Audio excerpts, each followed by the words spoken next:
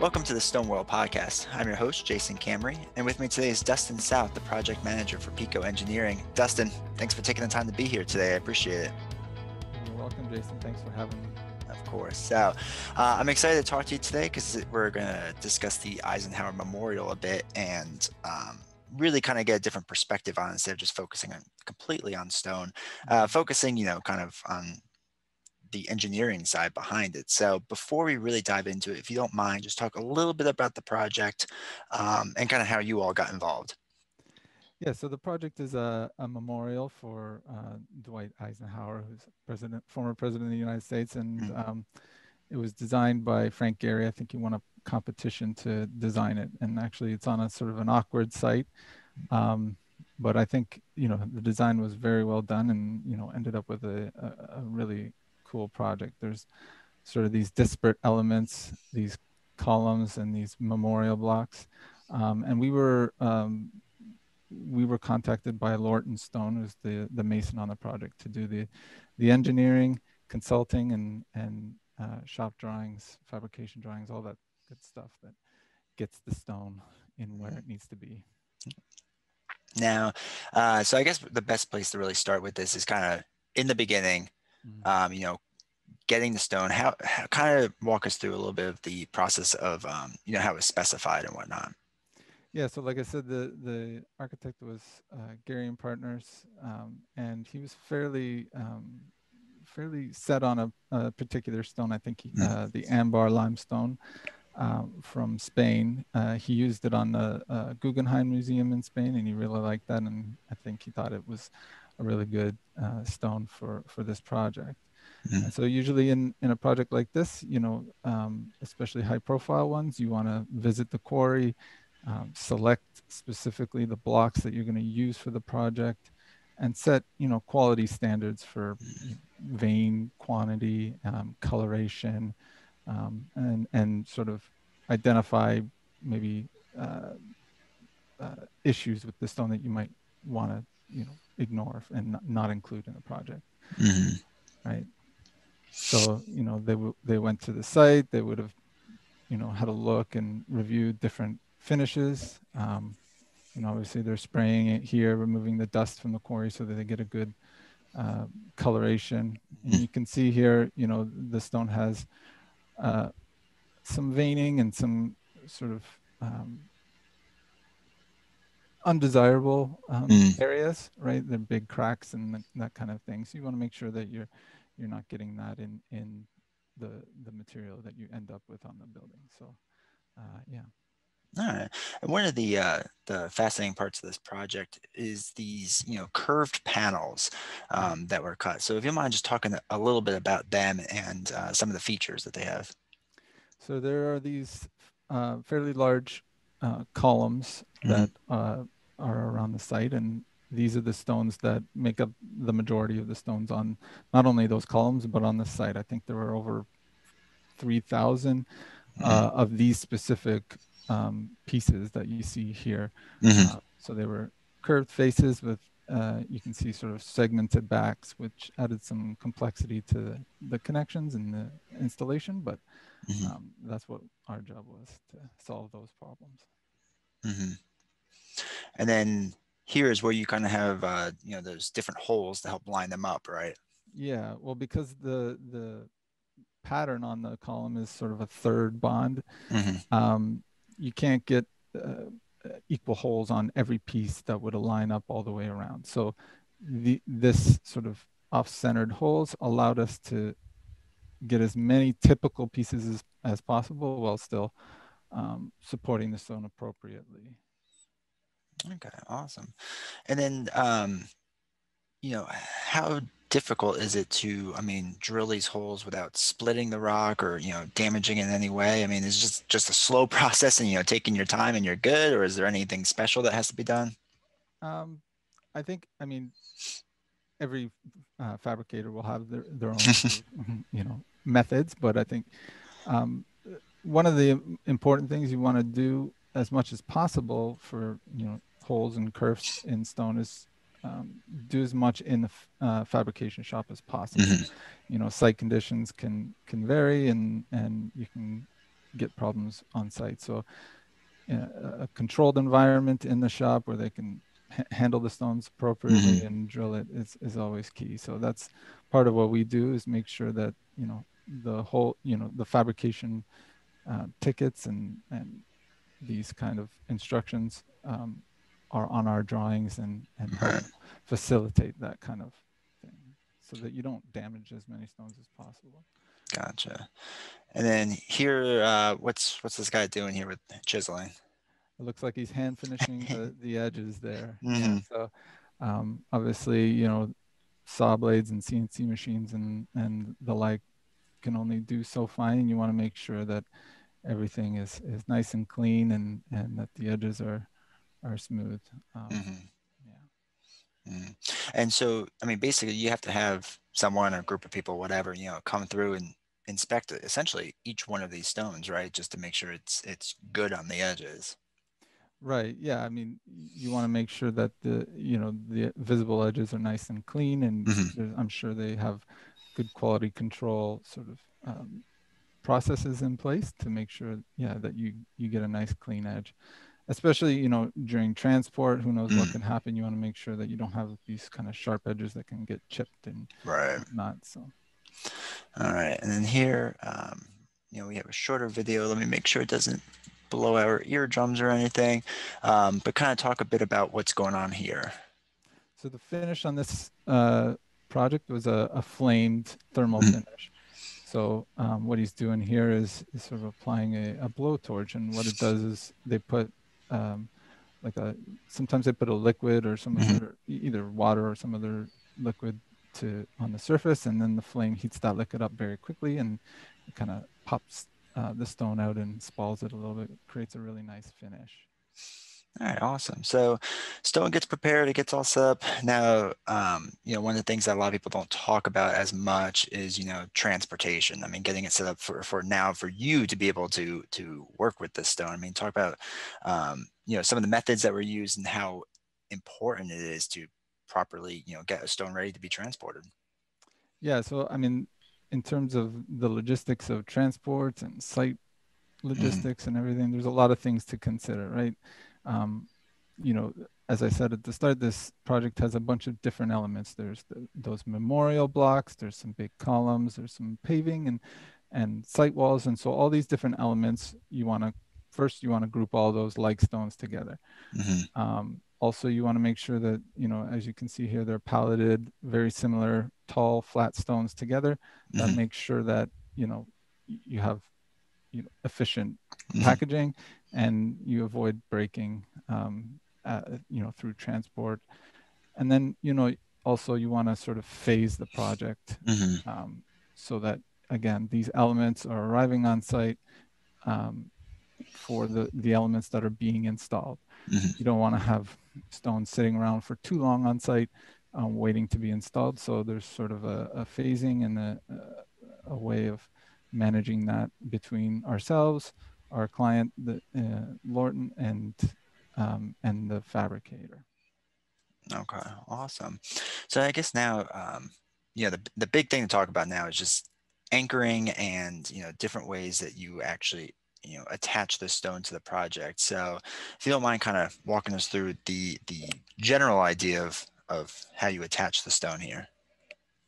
Yeah, so for this project, we used fairly traditional anchorages, Hmm. but the general process is sort of a consultation with the client, the installer, and a review of the stone material. So all those considerations come into a decision that we might make for whether we want to use a sort of a traditional or a less traditional anchorage system. And we review stone test data, Hmm. and that might inform how big or small the connections would need to be or how many. One thing that happened on this is after getting some freeze thaw testing back, we found that the numbers through the freeze thaw process were not very exciting to see, and at least compared to the sort of the historical test data that we saw. And being this in Washington D.C., it is a fairly cold weather climate. I mean, it's not super cold, but it gets cold there. And so we wanted to make sure that there was enough anchorage on the stones as possible. And we used correct safety factors so that, uh, this project can last as long as it's intended, right? This is a memorial. It's going to be in Washington for many, many years. The mandate was that it's a 100+ year project.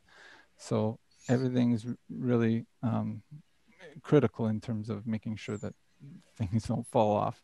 And Right. obviously, these big columns are you know many, many feet into the air, hundreds of feet into the air. There's some areas where there's some overhead soffits and that kind of thing. So obviously safety is an issue as well. So a lot of for these pieces, I mean, you're using, an adhesive, and you're threading it and using a rod too, right? Yeah, you can see that in these last 2 Mhm. images there that you're showing. Um, some stones, because of this freeze thaw data, needed some additional back anchors that were what we call blind anchors or hidden anchors in behind the stones, so that they can support the length of a stone. Just top and bottom may not be sufficient if the panel is not good in flexural strength. So we add these additional ones on the back and epoxy them in with threaded rods sometimes. Or sometimes if it's a situation where the bottom is exposed or the top is exposed or something like that, we might put some epoxied anchors in the back. All right.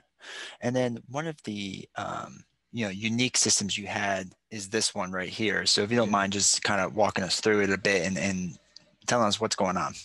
Yeah. So on the memorial block walls, the ones we saw there with the big bronze statues, in behind those statues, there's these what they call the bas relief panels, and they're carved relief panels, and they're very thick. You can see here, these are, I think, 4x2 tubes. So the stone there is, almost 6 inches thick. And so one, that these are very sort of sensitive pieces in that they're carved. So you want to be able to transport them safely and install them and get them in place correctly. And another complication was, those memorials have these blocks on the bottom, and then there's sort of like an offset block on the top, and that creates like this soffit condition. And so you see here, what we did is on the backs of the stones, we attached this frame. This HSS metal frame goes all the way up and across and down, is endowed and epoxied into the back of the stone. And then in order that helps them handle the stones a lot more safely than sort of strapping it or doing something that might damage the stone. They can actually lift it from the frame. And then what we did in this detail you see here is we created these sort of big long steel shoes that allowed them, during install, we put some ball bearings in the little channel there, and that allowed them to slide these stones under the overhead sort of soffit frame that was in the way of dropping it down like you would traditionally. And then, just about where that pink rock thing is there's probably a gap in the steel that allowed them to shim up, take it off those ball bearings, and set it in the final position. So it's actually a quite ingenious system that, ourselves and Lorton sort of came up together and designed, and obviously through many iterations with the architect approved these details. So, but it's a really interesting detail. I was going to say with this, especially when working with like an installer and whatnot, when you're trying to convince them that like, okay, this is how we're going to do this. It's a little different, it's not really done a lot. I mean, how much either explanation do you have to go through with this, or is it part of it just like they have faith in you, you have faith in them, that it can all be executed? Well, luckily on this project, the installer was involved from the beginning in these discussions. I don't know, it may have been even their idea, or at least a suggestion that they came up with. So I don't want to claim that we came up with it, Right. but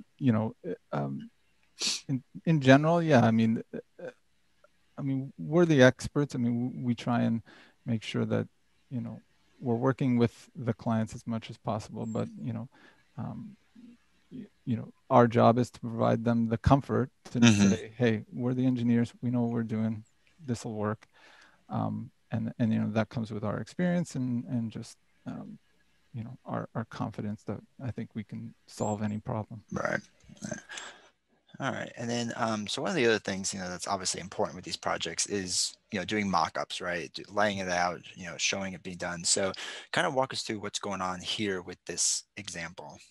Yeah, I think there were 6 or 7 mock-ups. As I said, there were all these different Hmm.